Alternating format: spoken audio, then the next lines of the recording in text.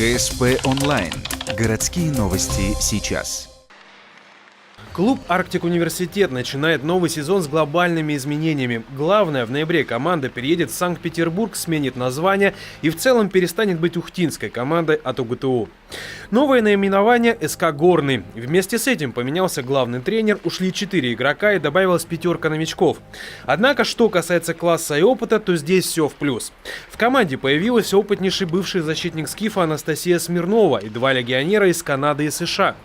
Хейли Уильямс, одна из них, приступила к тренировкам 10 сентября, а прилетела в Ухту накануне. Изюминка форварда — скорость. Есть надежда, что с зарубежными игроками команда заиграет агрессивнее и быстрее. Однако американка пока далека от загадывания наперед.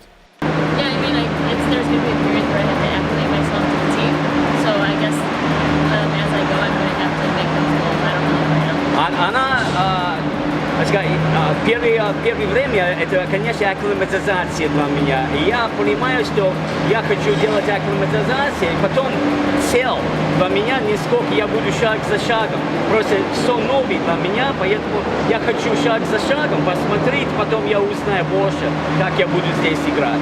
Несмотря на то, что 28-летняя хоккеистка в России впервые, а в клубе не все владеют английским в совершенстве, есть уверенность, что языкового барьера не будет.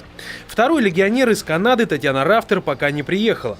По настоянию тренера, помимо физподготовки и отработки приемов, команда активно наверстывает теоретическую часть.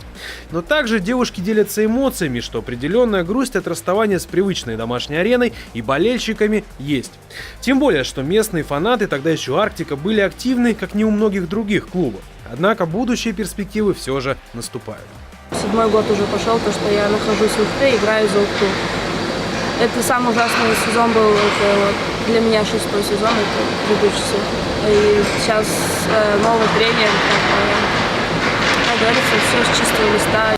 Первую игру на выезде клуб проведет 17 сентября. Будет трудно.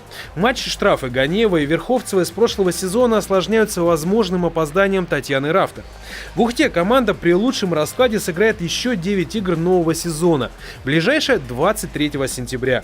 Хороший повод прийти, поддержать и пожелать удачи клубу, что еще недавно мы знали как Арктик Университет.